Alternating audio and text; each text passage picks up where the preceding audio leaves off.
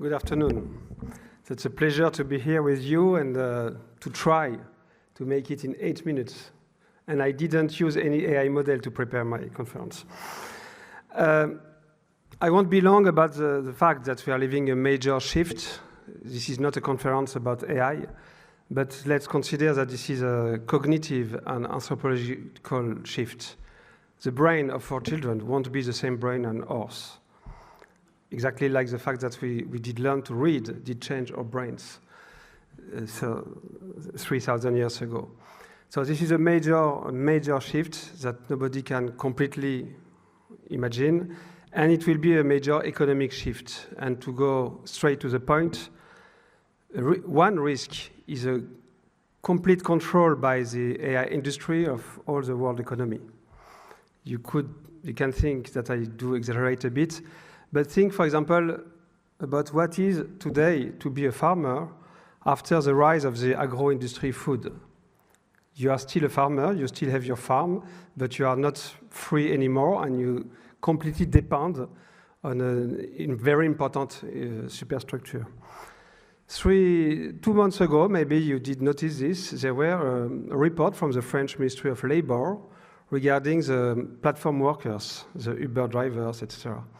And they did show that in 2 years, the hourly wage did decrease by 35%. That's what they did in France. They did propose a new service. They did contract with drivers. They did take the monopoly, and then they started to change the prices. And the drivers did lose 35% of their salary in 2 years. And quite all the world industry and even you at the executive level could become the next Uber drivers, could become servant of the machine. That's the situation. And in this situation, of course, there is obviously, it's not a surprise that it has given rise to a major geopolitical race. And you know this, je ne vais pas vous l'apprendre, I won't give you very surprising information. This race is led by a US-China confrontation that is quite a new Cold War and quite as intense as the first Cold War. This race is about investment. I imagine that you have seen the numbers. One of the first announcements of President-elected Trump was an investment of $500 billion on one AI infrastructure, the Stargate project. But China did answer with a 200, so that's a bit less, public, $200 billion investment as an answer. So they fight with numbers and with a huge investment. There is a fight about science and technology, and quite the best model in class are US or Chinese. You know about OpenAI, about DeepSeek. But there is also a communication race and fights. I don't know if you do realize, you have heard, I think, last year about DeepSeek, the moment when, for the first time, China did propose a model quite as efficient as the US, but 30 times less energy consumptive, etc. It was the most beautiful communication campaign with bots and a fake account and ever. It was true, but it was also the best digital communication campaign ever. And there is a trade war, and you have heard about tariffs, about the fact that China cannot use NVIDIA chips, etc. So this is a very, very intense war. So in this context, the question is about, for us, Europeans, about the autonomy and the prosperity of Europe and European economy. And I can tell you that it is at stake. I'm not a pessimist guy. Neither am I an optimist guy, because I think this is not very important to know if you are optimist or pessimist.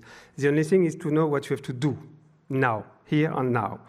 But in this field, first, I do observe that we have some assets, and some real assets. And one of them, so I'm a bit a veteran of the digital history. I started my first internet company in 1995. It was quite before internet. It was the very, very beginning.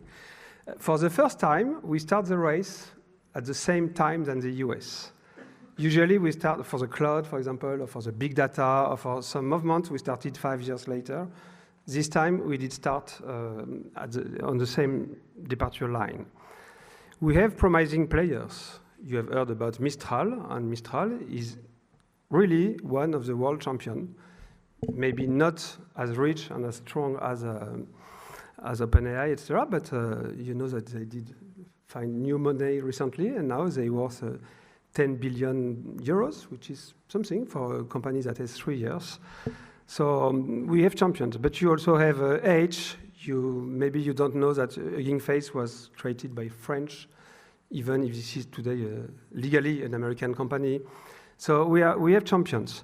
And we have great infrastructure, and one of those infrastructure is our education system, which is very, very at the most promising level. And for example, the head of the AI department of all the big tech companies in San Francisco are French. So I hope that one day they will come back in France. But today they are trained in France, and then they sell themselves to those companies. So we have the good education system. We have good infrastructures like energy, to start with this. We have low cost and carbon neutral energy, which I hope will be something. So we have assets, and the question now is, what should we do? And I share with you 4 important points. But first, the most important is to realize the seriousness of the situation. That's why I started by telling you that be careful, you might become the next Uber drivers. I feel that most of the French entrepreneurs and big companies don't realize that they can be completely controlled by another business model. So the seriousness of the situation is something that has to be recalled and promoted, and that's very important. So it's time to react. Then, and that's important too, we have to run the good race. So personally, I'm a bit scientific. I'm in the field of digital for 40 years. I suspect that this race to the biggest model with the biggest capital, etc., is not the good race. For a lot of reasons that I cannot develop now. If you want, you will ask me a question later. But I believe that there will be more success and more efficiency with smaller and more located model, a model for lawyers, a model for farmers, a model for health, etc. They will be more pertinent and more efficient. So that's very important. And secondly, I think, but you have teachers that will speak you better than me about this. I think that if we run the race for the bigger investments, because the US can create as much dollar as they want, we cannot win this race. Even if we find 500 billion euros to answer to Stargate, they will find 1,000 billion euros, and they will continue. So to run the good race and to have the good strategy, and that's maybe the most important part of my speech. So I don't have time to develop because I did promise to speak 8 minutes. But I think that we should pay attention to 2 important aspects. One would be to engage yourself a lot to finance, to promote open source AI. If we let happen a world with 2 or 3 or 5 big companies, a small oligopoly of 5 companies, even if one of them is European, we won't be able to control our economy or society or politics. So we need to be sure that innovation will remain free, that research, public research, small companies, etc., will be able to propose alternatives. And for this, we need to be sure that there is enough resources for everyone. So we need strong and open source model. By the way, this is a Chinese strategy too. So I'm not so original. And if we need public money, like we did for the CERN or for Airbus a long time ago, to finance open source models that benefits to everyone, like a common for our economies, we should invest our money on public and open source model. My second observation is that we've made a mistake 10 years ago with the cloud, the rise of the cloud industry. And the cloud was something very important. I hope you know about Amazon Web Service, etc.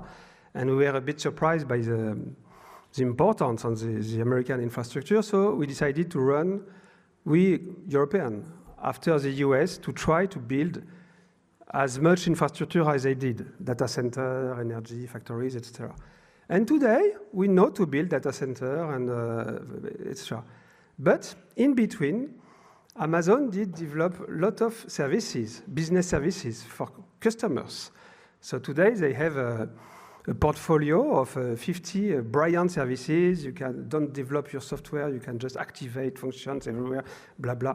And we are not in the business of services. And if there is one lesson I've learned in the story of digital revolution is that if you take control of the customer, you win. Booking won against Accor because Booking controls the access to the customer. So we have to start today, immediately, to develop small and smart services without, even if we don't have the large language model. Let's start with existing. There are currently some promising existing open source model, like Llama from Meta, like Mistral. So let's avoid the race to more and more and more business model, and let's focus on small innovation, local innovation, to transform every industry today and to securize first customer. So that's basically, that's something like a strategy. I won't be longer. I have just one last point, which is very important. I did speak about a race to power. We have to be there. That's an existential question. So there is no doubt that Europe has to be autonomous and strong in this field. But of course, there are other concerns with AI. There are risks. There are risks of disasters. They might be existential risks. They are threat to human dignity. They are threat to the global economy, etc. We need an ethical and regulatory framework. But you can imagine that in the fiercely competitive environment I did describe a bit, to be the only one to act ethically and cautiously is not an option. If you do this, you lose the race, dot. So to promote and to deploy an international ethical and regulatory framework is the only way for Europe. And this is a job of diplomacy. This is not so easy because we are not asking just for a charter or a self-commitment promise. We are speaking about a really real enforced framework with sanctions.